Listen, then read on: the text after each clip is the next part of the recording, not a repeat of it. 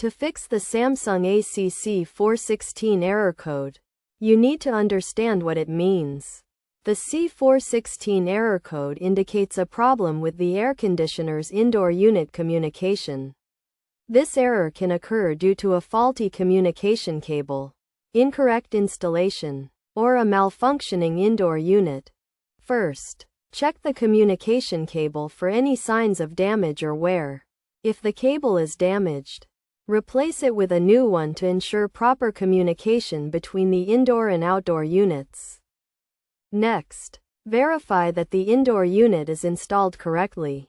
Check the installation manual to ensure that all connections are secure and that the unit is properly configured. If the installation is incorrect, consult a professional to correct the issue.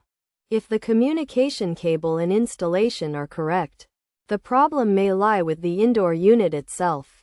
In this case, you may need to reset the unit or replace the faulty component. To reset the unit, press and hold the reset button for a few seconds.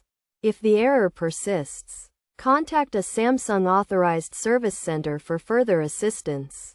It is also important to check the air conditioner's filters and ensure they are clean and free of debris. Dirty filters can cause the unit to malfunction and display error codes.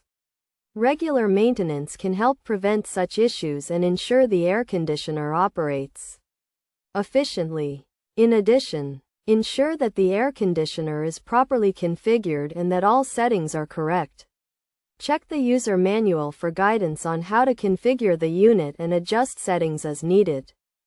Finally, if none of the above steps resolve the issue, it may be necessary to contact a professional technician for further diagnosis and repair. They can help identify the root cause of the problem and provide a solution to fix the Samsung AC416 error code.